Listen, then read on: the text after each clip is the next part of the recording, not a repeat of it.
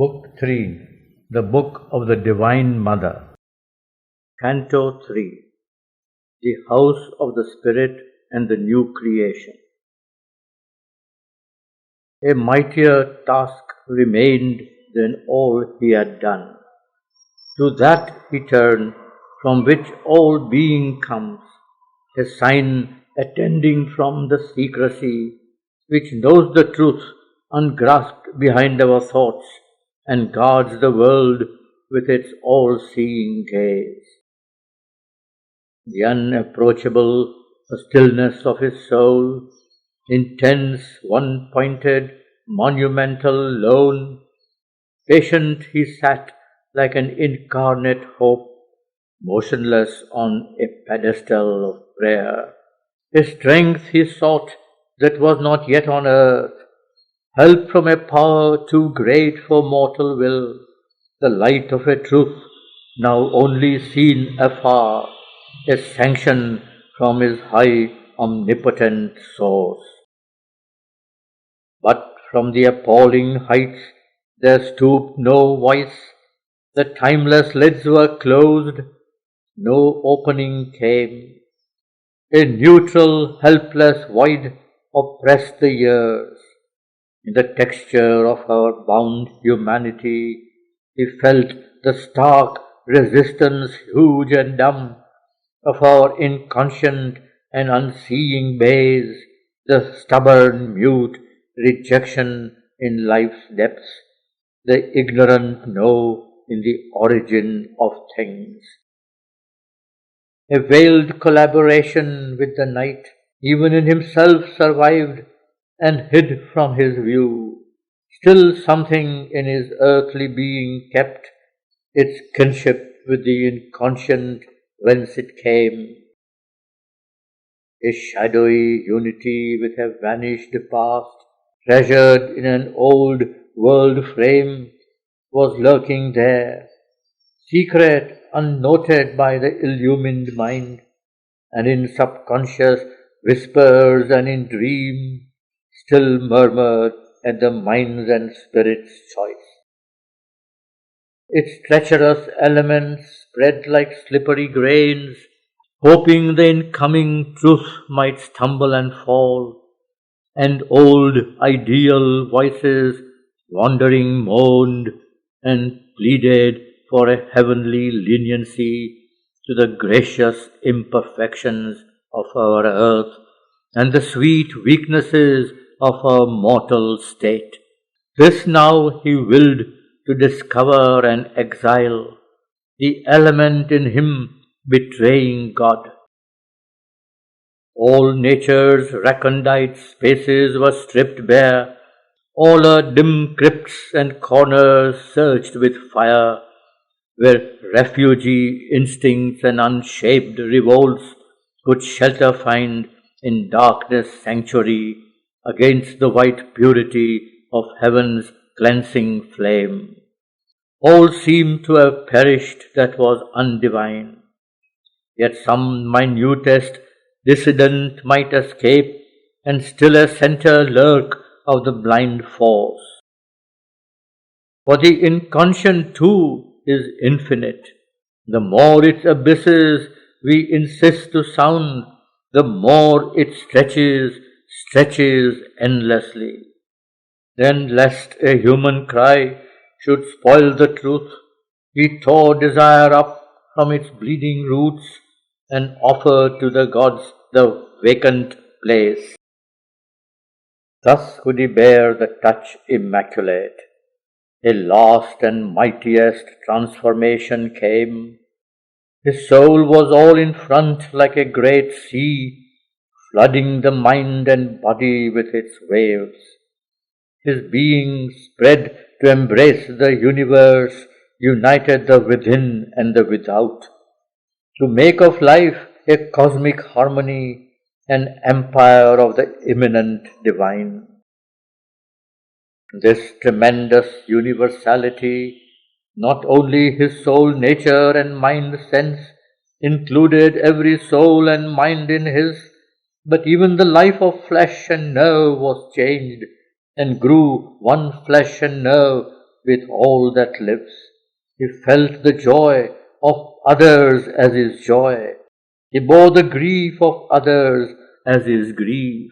His universal sympathy upbore, immense like ocean, the creation's load, as earth upbears all beings' sacrifice, thrill with the hidden transcendence, joy and peace. There was no more division's endless scroll. One grew the Spirit's secret unity. All nature felt again the single bliss. There was no cleavage between soul and soul. There was no barrier between world and God. Overpowered were form and memory's limiting line. The covering mind was seized and torn apart. It was dissolved and now no more could be. The one consciousness that made the world was seen. All now was luminosity and force. Abolished in its last thin fainting trace, the circle of the little self was gone. The separate being could no more be felt. It disappeared and knew itself no more, lost in the Spirit's wide identity. His nature grew a movement of the all, exploring itself to find that all was he. His soul was a delegation of the all that turned from itself to join the one supreme. Transcended was the human formula. Man's heart that had obscured the inviolable assumed the mighty beating of a god's. His seeking mind seized in the truth that knows. His life was a flow of the universal life. He stood fulfilled on the world's highest line, awaiting the ascent beyond the world, awaiting the descent the world to save. A splendor and a symbol wrapped the earth. Serene epiphanies looked and hallowed vasts surrounded, wise infinitudes were close, and bright remotenesses leaned near and kin. Sense failed in that tremendous lucency. Ephemeral voices from his hearing fell, and thought, potent no more, sank large and pale, like a tired god into mysterious seas. The robes of mortal thinking were cast down, leaving his knowledge bare to absolute sight. Fate's driving ceased, and nature's sleepless spur. The athlete heavings of the will were stilled in the omnipotent's unmoving peace. Life in his members lay down vast and mute, naked, unwalled, unterrified, it bore the immense regard of immortality. The last movement died, and all at once grew still. A weight that was the unseen transcendence hand laid on his limbs the Spirit's measureless seal. Infinity swallowed him into shoreless trance. As one who sets his sail towards mysteried shores, driven through huge oceans by the breath of God, the fathomless below, the unknown around, his soul abandoned the blind star-field space. Afar from all that makes the measured world, plunging to hidden eternities it withdrew, back from mind's foaming surface to the vast, voiceless within us in omniscient sleep. Above the imperfect reach of word and thought, beyond the sight that seeks support of form, lost in deep tracts of superconscient light, or voyaging in blank featureless nothingness, soul in the trackless incommensurable, or past not self and selflessness, transgressing the dream shores of conscious mind, he reached at last his sempiternal base. On sorrowless heights no winging cry disturbs, pure and untouched above this mortal play is spread the spirit's hushed immobile air. There no beginning is, and there no end. There is the stable force of all that moves. There the aeonic laborer is at rest. There turns no keyed creation in the void, no giant mechanism watched by a soul. There creaks no fate-turned huge machinery, the marriage of evil with good within one breast, the clash of strife in the very clasp of love, the dangerous pain of life's experiment in the values of inconsequence and chance, the peril of mind's gamble, throwing our lives a stake in a wager of indifferent gods, and the shifting lights and shadows of the idea falling upon the surface consciousness, and in the dream of a mute witness soul, creating the error of a half-seen world where knowledge is a seeking ignorance, life steps a stumbling series without suit, its aspect of fortuitous design, its equal measure of the true and false in that immobile and immutable realm, find no excess, no cause, no right to live. There only reigns the Spirit's motionless power, poised in itself through still eternity, and its omniscient and omnipotent peace. Thought clashes not with thought, and truth with truth. There is no war of right with rival right. There are no stumbling and half-seeing lives passing from chance to unexpected chance, no suffering of hearts compelled to beat in bodies of the inert inconscience make. Armed with the immune, occult, unsinking fire, the guardians of eternity keep its law, forever fixed upon truth's giant base in her magnificent and termless home. There nature on her dumb spiritual couch, immutably transcendent, knows her source, and to the stir of multitudinous worlds ascends unmoved in a perpetual calm, all causing, all sustaining, and aloof. The witness looks from his unshaken poise, an eye immense regarding all things done, apart, at peace above creation's stir, immersed in the eternal altitudes, he abode defended in his shoreless self, companion only by the all-seeing One. A mind too mighty to be bound by thought, a life too boundless for the play in space, a soul without borders, unconvinced of time. He felt the extinction of the world's long pain. He became the unborn self that never dies. He joined the sessions of infinity. On the cosmic murmur, primal loneliness fell. Annulled was the contact formed with time-born things. Empty grew nature's wide community. All things were brought back to their formless seed.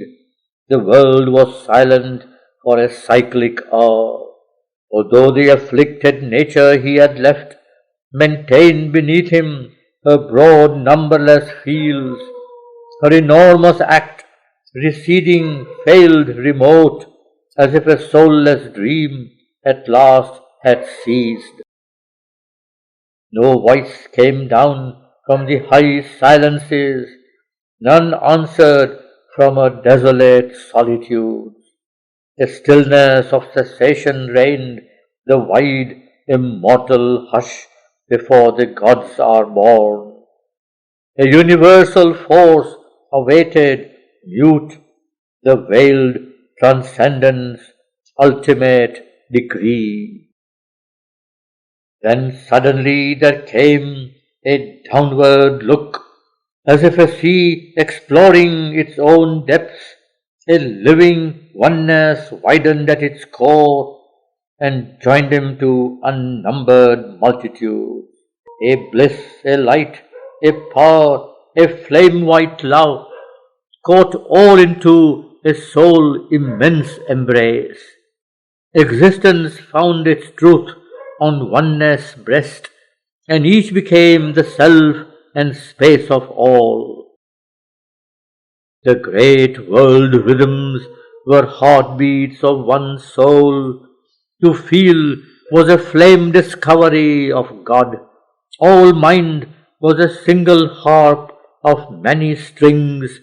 All life a song of many meeting lives. For worlds were many, but the self was one. This knowledge now was made a cosmos seed.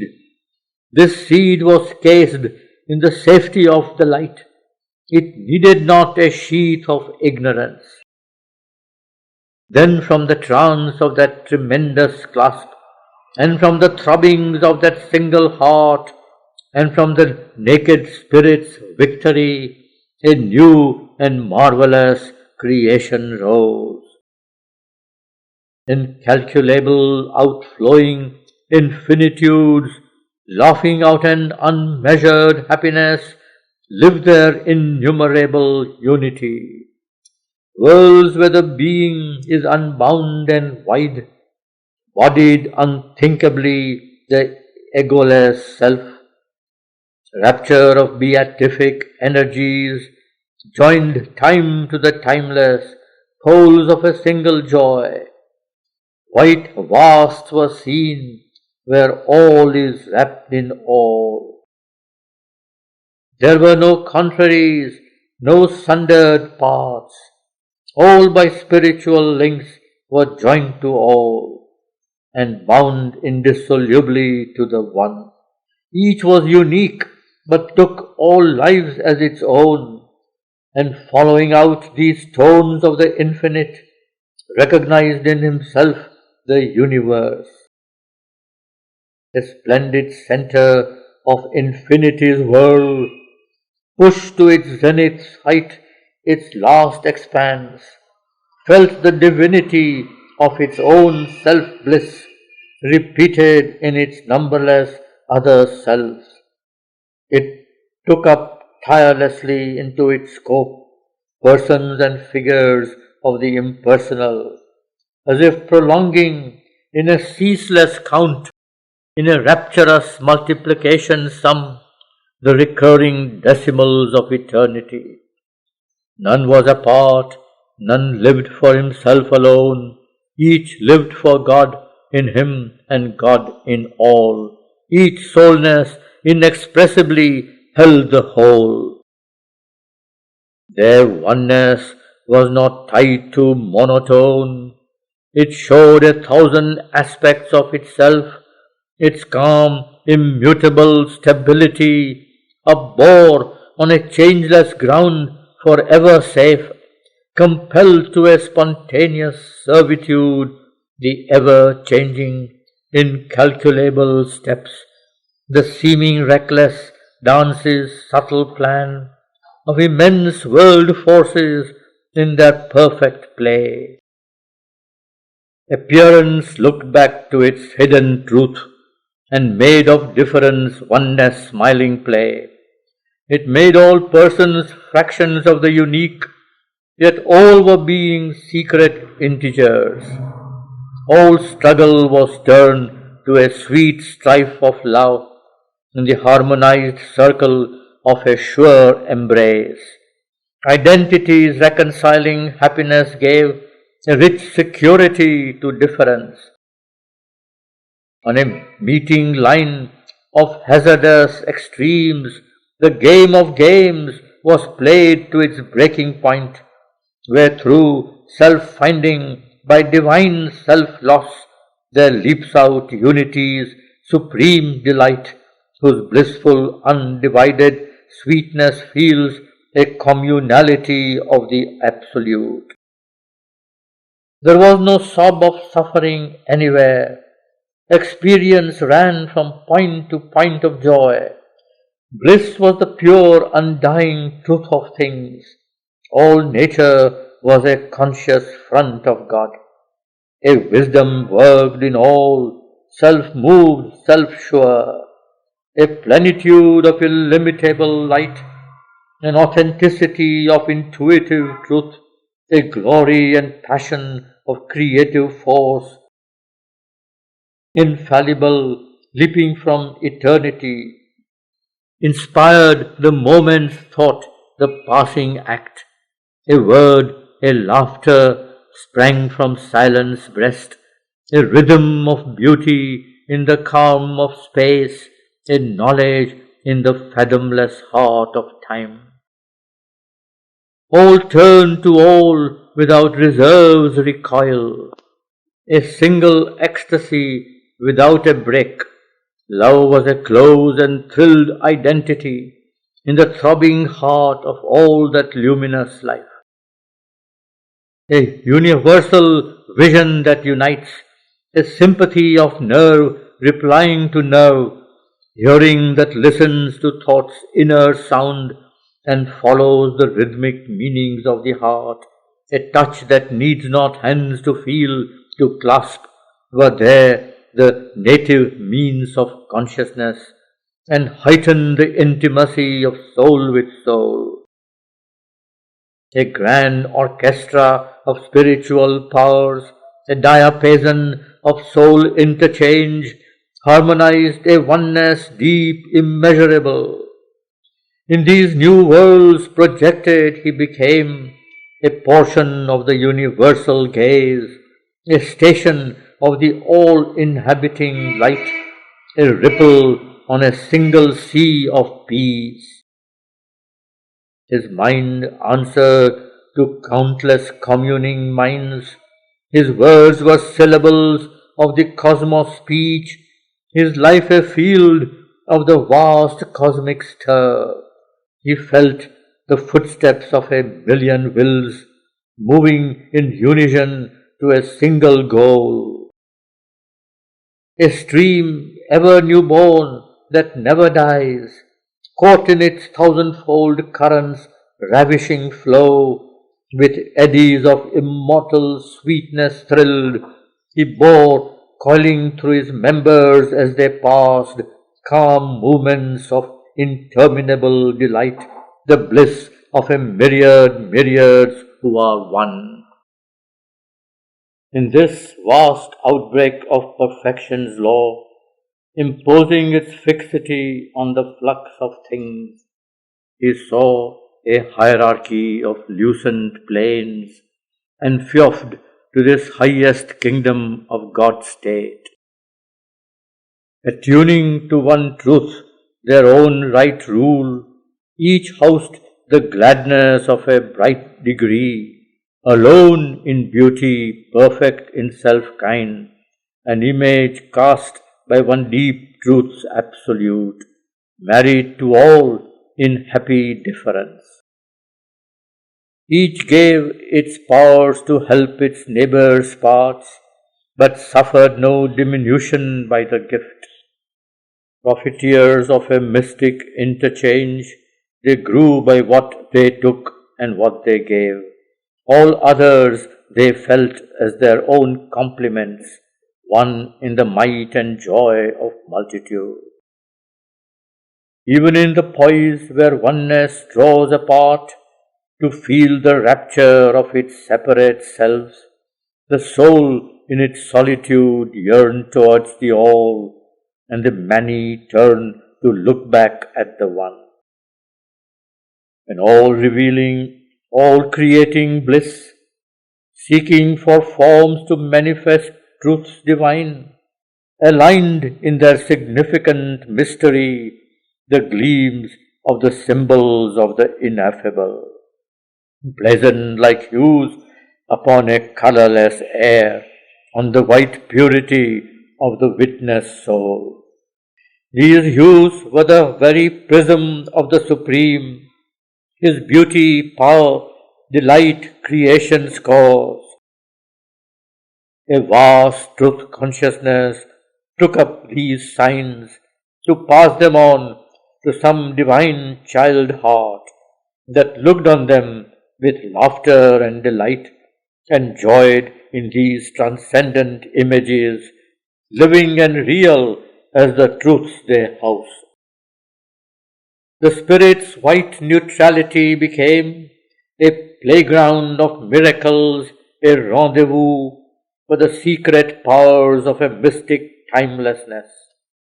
It made of space a marble house of God. It poured through time its works of ageless might, unveiled, seen as a luring, rapturous face, the wonder and beauty of its love and force. The eternal goddess moved in her cosmic house, sporting with God as a mother with her child. To him the universe was her bosom of love. His toys were the immortal verities. All here self-lost had there its divine place. The powers that here betray our hearts and err were there sovereign in truth, perfect in joy, masters in a creation without flaw, possessors of their own infinitude. Their mind, a splendid sun of vision's rays, shaped substance by the glory of its thoughts, and moved amidst the grandeur of its dreams.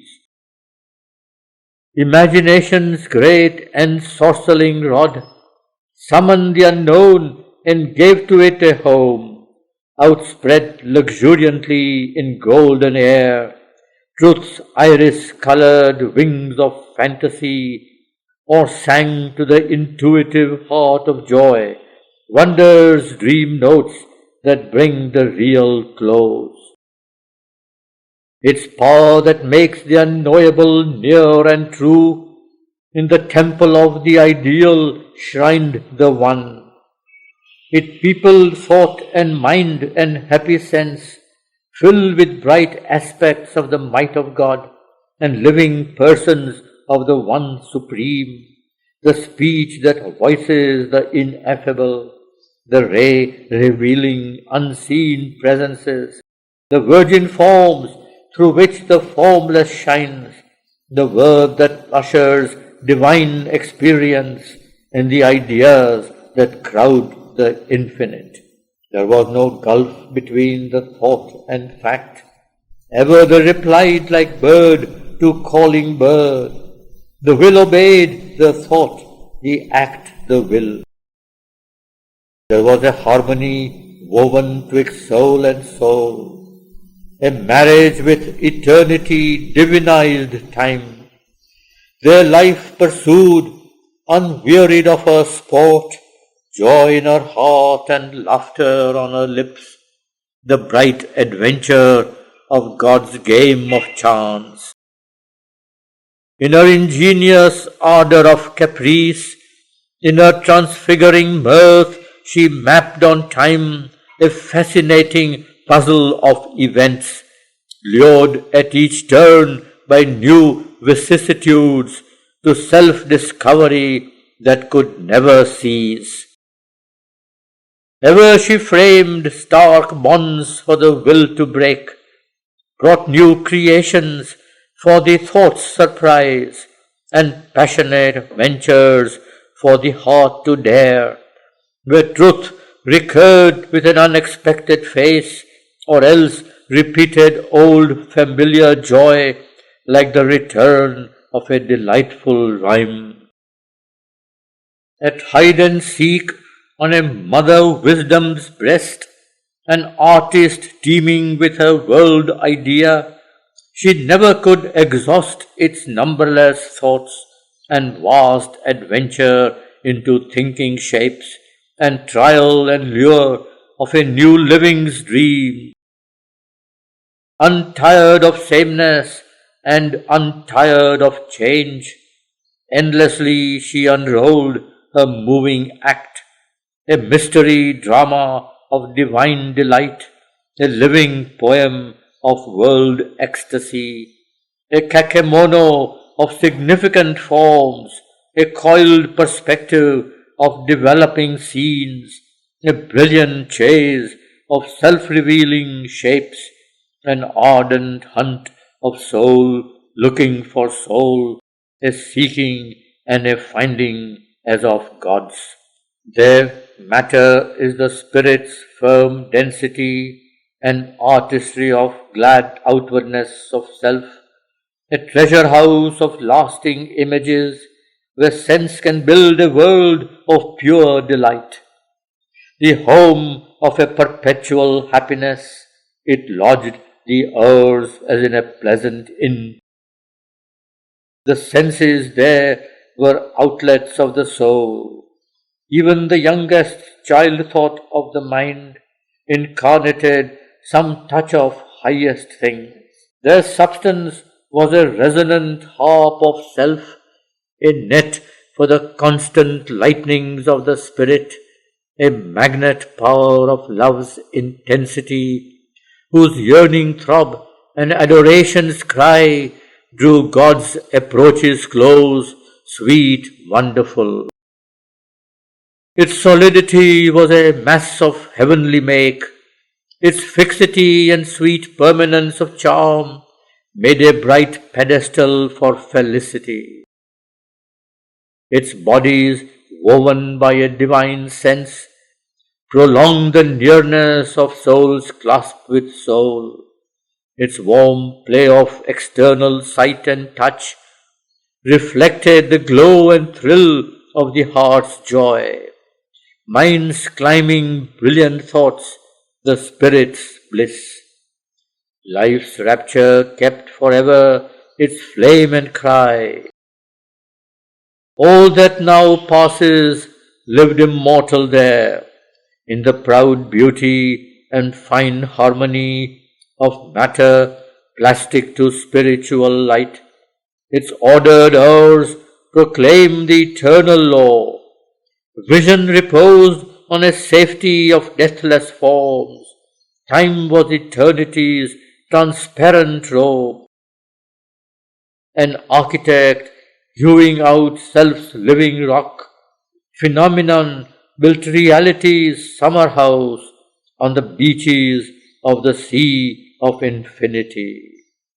Against this glory of spiritual states, their parallels and yet their opposites, floated and swayed, eclipsed and shadow-like, as if a doubt made substance flickering pale. This other scheme two vast negations found. A world that knows not its inhabiting self, labors to find its cause and need to be.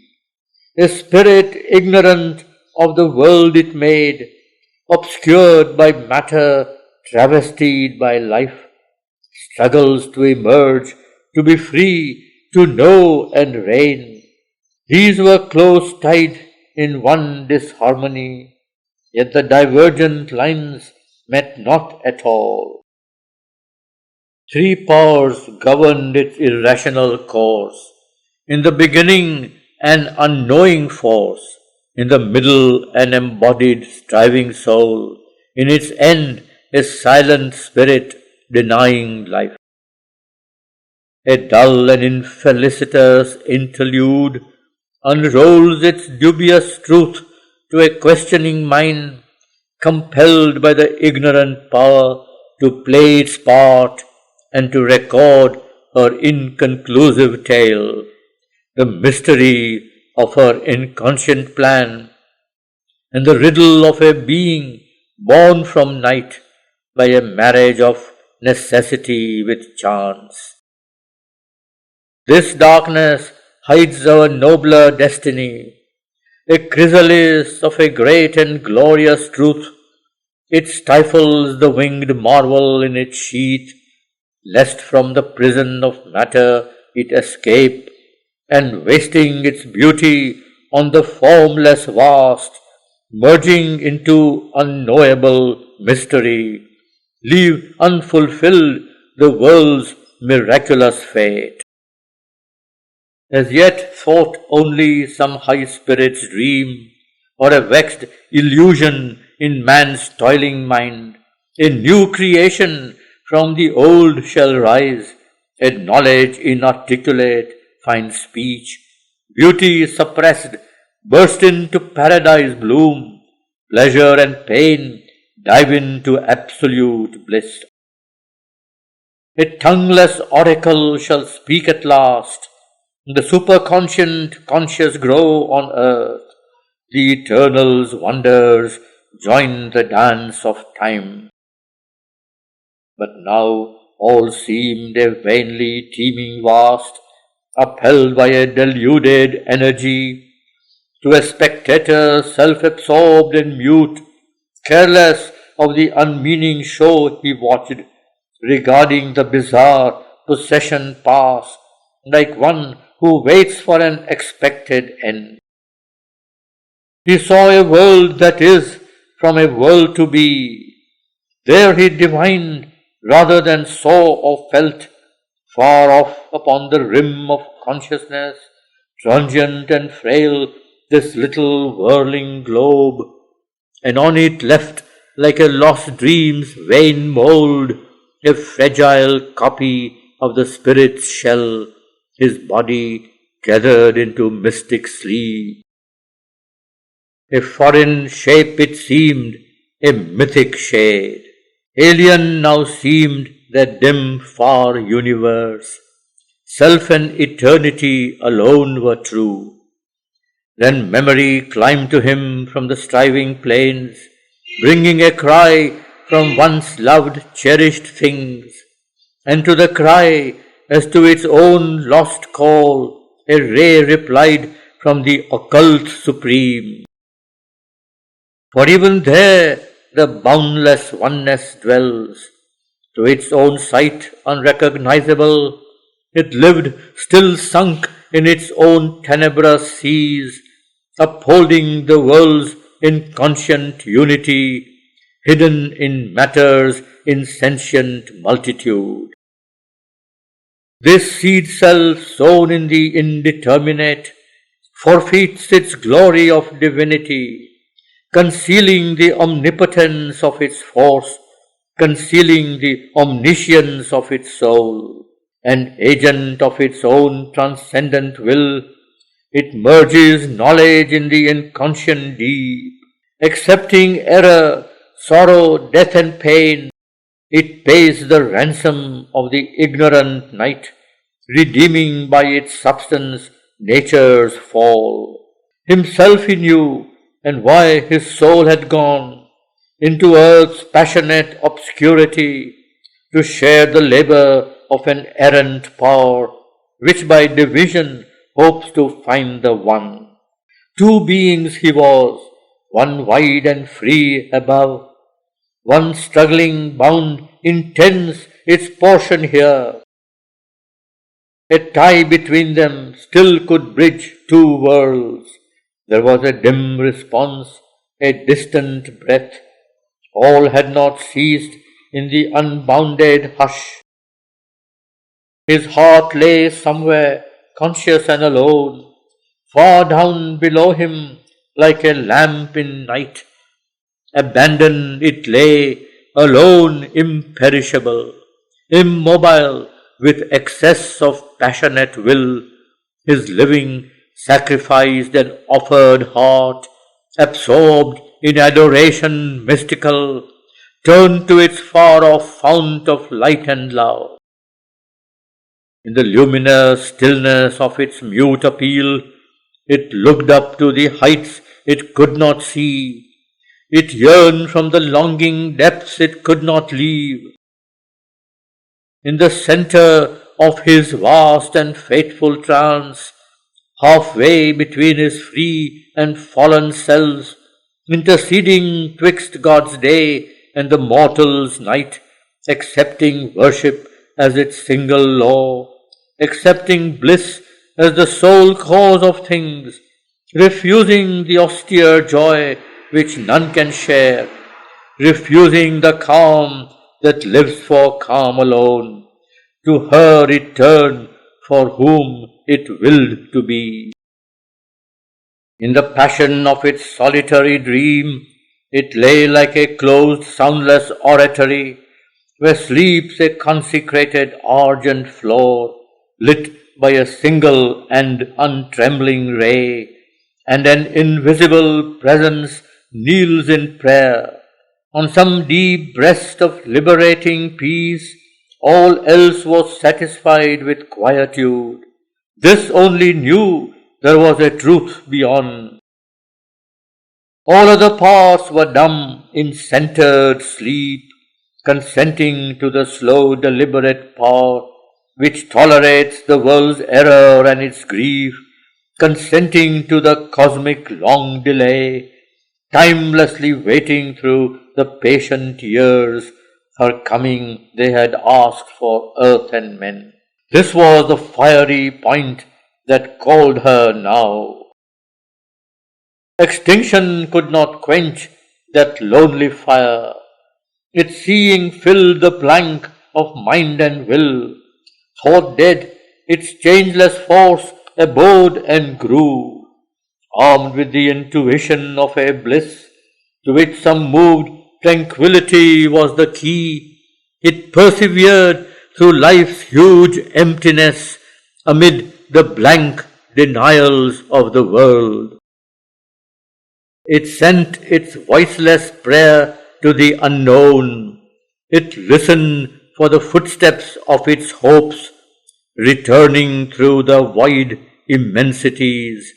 It waited for the fiat of the word that comes to the still self from the Supreme.